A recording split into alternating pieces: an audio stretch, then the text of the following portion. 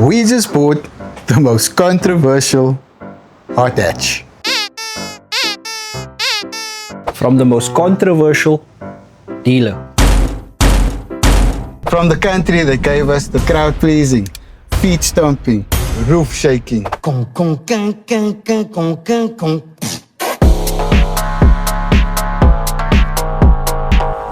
And also the delectably fluffy croissant. Yeah, can I just get a croissant?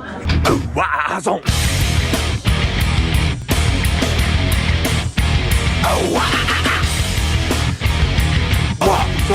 And the mighty, majestic Eiffel Tower.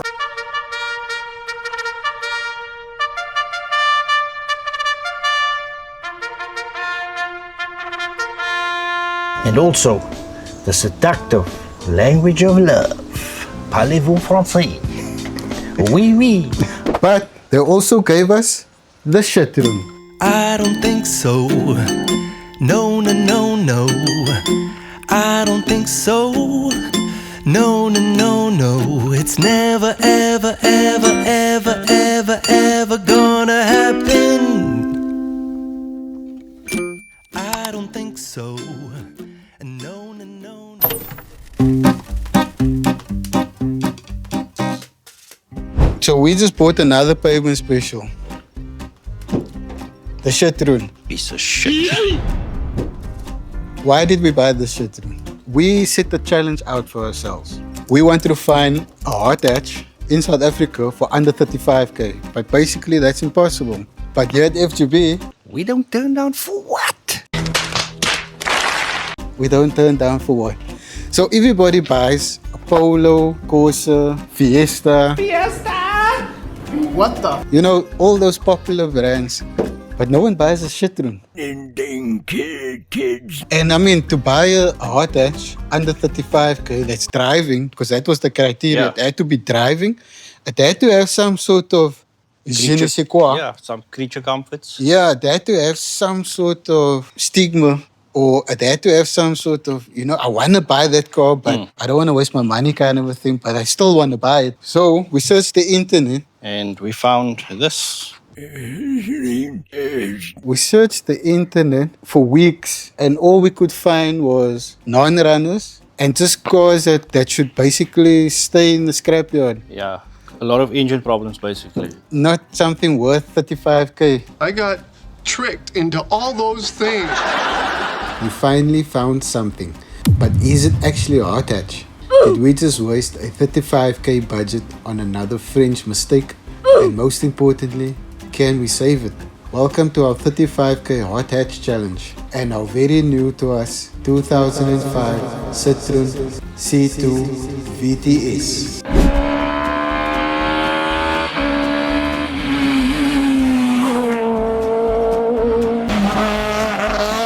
A car with more rally heritage than its functioning electronics.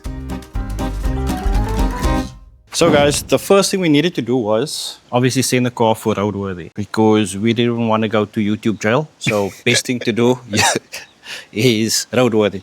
So the first thing we changed was the tires. The second thing was the headlight bracket. And then moving over to this side, we've got the clip for the bonnet stay Okay, so why would roadworthy have a problem with that? because the battery is situated right here.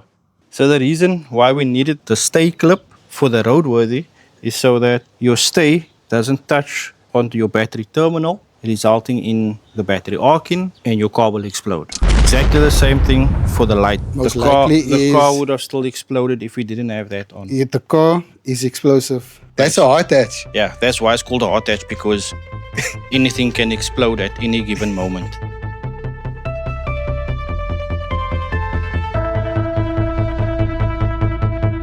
If only it were that easy. Just 3 issues to get it through roadworthy, but we had bigger fish to fry. But other than that, guys, I mean, for all the Frenchies out there, the car is not too bad. The car came with a service history, a very recent timing belt change, 2 spare keys. It was kind of looked after, but the last owner that had the car most likely gave up on it. And that's where we come in. We're gonna try and make the Citroen into something special. but we depleted our wallets with this buy. And the most broke boy budget mod that you can do to your car is to clean your car. Semi-detail or full-on detail, whichever it is. One thing I've learned is once you have a clean car, you kind of fall in love with it again. And that's what we're gonna do. We're gonna try and make ourselves fall in love with this Citroen by just giving it a proper and very much needed wash and detail. So without further ado, let's get to it.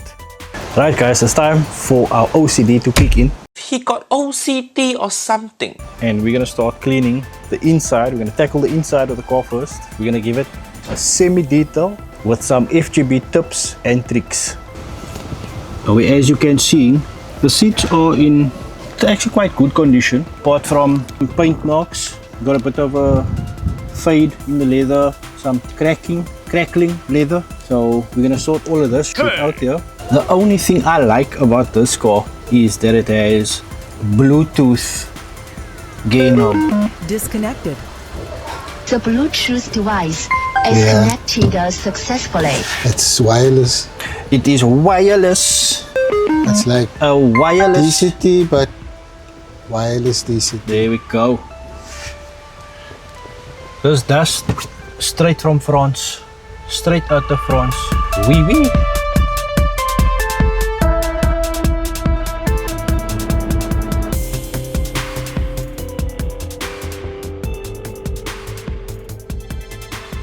Next up, cue the montage. It's time to get cleaning. Let's get cleaning. Let's get cleaning. Auto-tune, fuck.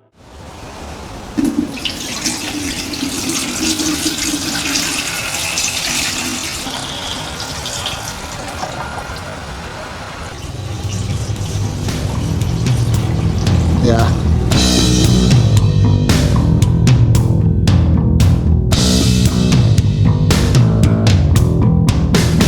So the very first thing you want to do when cleaning your interior is give it a good old vacuum. You'll be surprised how much dirt you pick up from vacuuming carpets and all the crevices, your seats, especially cloth seats. Yeah, just go crazy with the vacuum. And whether you got leather seats or fabric seats, before you want to give it a good old wash, give it a good old vacuum. If you really want to go deep cleaning, you want to use water and soap it up and extract all that dirt with a wet and dry vacuum. But with leather seats, all you need is water and a little soap. And depending on how robust your leather is, you can go aggressive or just a mild cleaner. But guys, that is the way to go. Once everything is clean, your car will become a very nice place to be. You'll be surprised how much dirt you can pick up with a proper vacuum. We started with clean water, water filtered vacuum cleaner. Just check what nastiness came out of this car. How much years of dirt is trapped in that carpets and seats and just everywhere. Respect to all the detailers out there. But for us broke boys, we gotta put in the elbow grease and get it done.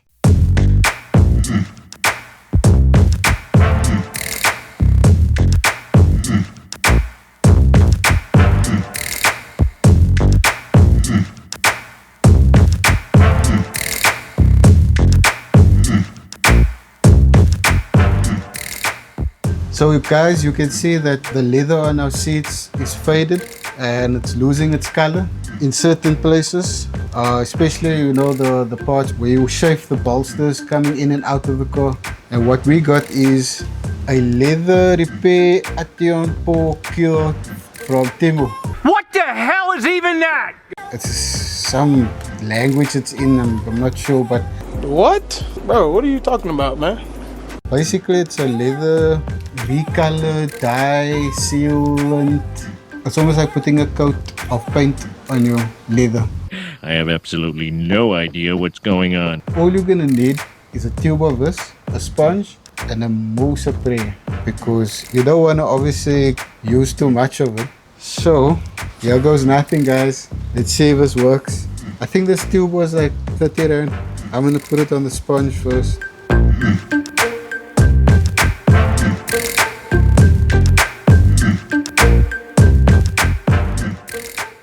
So what you want to do is focus on the area that needs to be recolored or re-dyed or whatever it is. I think what I'm going to do is I'm going to go heavy on the inside next to the seam and feather it out. So heavy close to the seam and then feather it out just after the seam.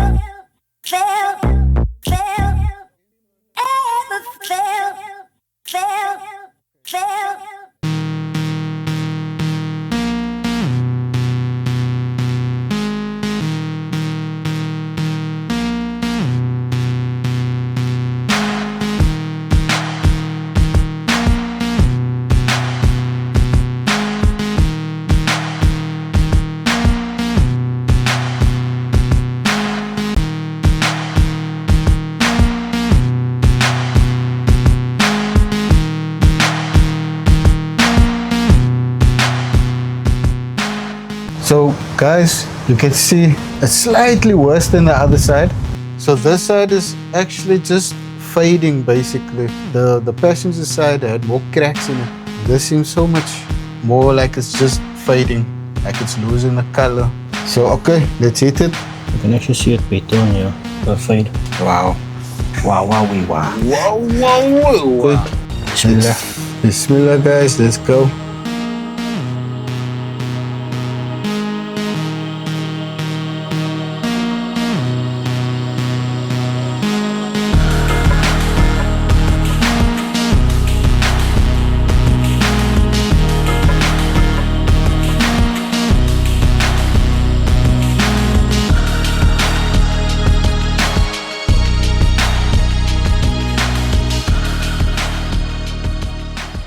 This is our last interior detailing or cleaning. This should dry within a few hours. Once this is now done, wash the car, wash it, clay bar it, polish it, skid it.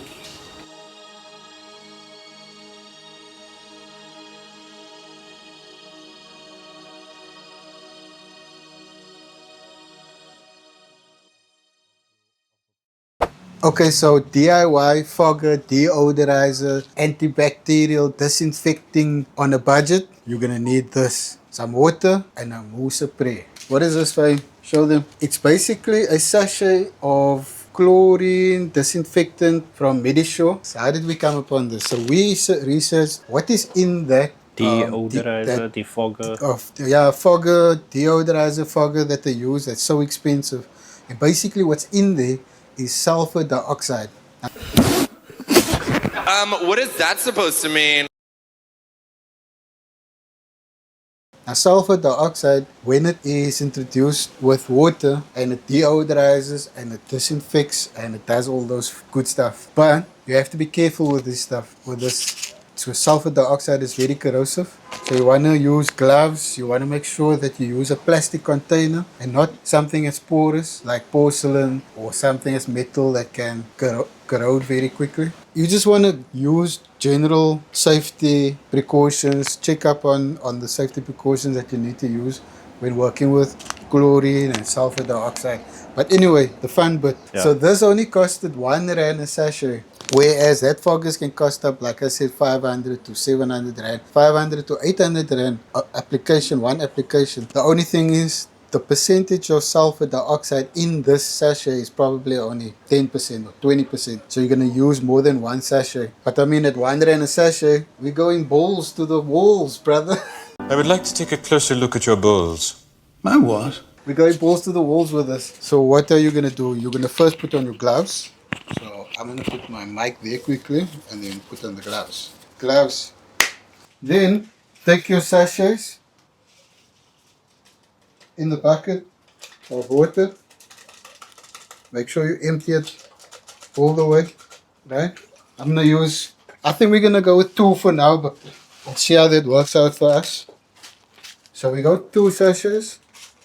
Okay, so you get that whiff of sulfur dioxide. It's quite pungent, so you don't want to breathe that in at an alarming rate. But all you need to do now, you decide, are you going to have 2 buckets, 1 bucket, 1 in front, 1 in the back, or both ways. Leave it in the car overnight. That's what we're going to do. Close up. Make sure all your windows, your doors is closed. close all the windows, close all the doors, leave it overnight, come back the next morning, open up, let it air for about nothing less than 15 minutes, and you should be good to go. You should have a deodorized, disinfected car. And it really works, because this is our second time doing it, because we wanted to test it out for you guys first. And it actually works. Once you do your first application, you'll kind of figure out more or less how much of that sachets you want to use. And I mean, it's only going to cost you nothing more than R5. So guys, FGP, trick of the day. C'est moi, ce soir, it's you and me, c'est quoi? Je suis, maybe, the only one I need. Bonjour, j'adore, you're all I want and more. Ça va, au revoir, it's only under toi. Oh. So you guys must be wondering, how much did we pay for this little hot hatch? This little pocket rocket came in way under the 35k budget. And that only means one thing, more money left for the fun stuff. The cheap mods, the clever DIYs, and the subtle changes with big gains. Before we start wrenching, stancing, modifying, let's resurrect this French Walking Dead from its slumber. So now we just button up this semi-detail. So we gave it a quick wash, gave the mats a quick wet vac clean, and wait till you see how good this dirt got polished. Is there actually a clean car hiding under all that dirt?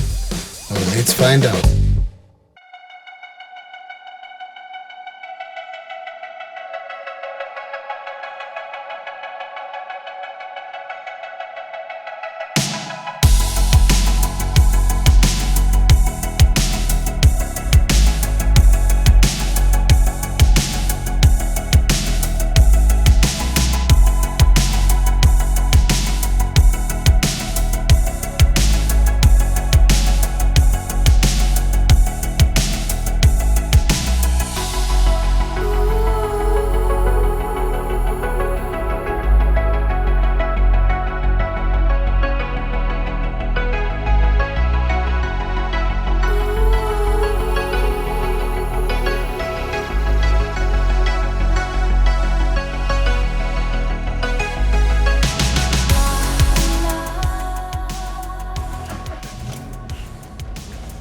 Also starts on the dial. Let's go. Citroen C2 VTS. Citroen V2. V2 CTS. Yes, there we go. While she goes, it's just that I feel like the clutch is slipping. Want that also to the list. Dude, it's French. It's a French toasters. We kind of got it back to life after cleaning, detailing, leather repair, and deodorizing. 1.6 fuel injected, 92 kilowatt. That's not bad. 92 kilowatt. It's supposed to be. It's probably what now, like 82 kilowatts. I don't know. So we've got stuff to do, but she's driving. She's a driving car, and we're gonna let you know in the next video how much everything costed so far, including the car. And tally up everything as we go. Yeah. From the obvious things that needs to be done, the bonnet that needs to be resprayed. That's just the clear coat that's coming off. Yeah, we'll have to tackle that. Then the wheels, it needs a refurb. Then there is the Bluetooth is disconnected. The gear lever that's so the gear lever that needs to be replaced. And then we've got some inside trim panels as well. And some inside trim panels as well. And the sunroof that only tilts, it doesn't slide all the way to the back. The more pressing things that needs to be done is the shock mounts. The front shock mounts.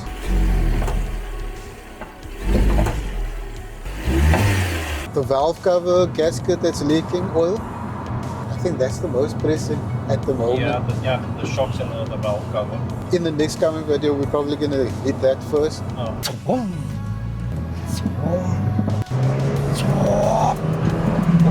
VTS!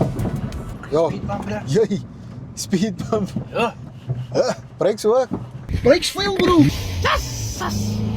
Woo! Quick pass!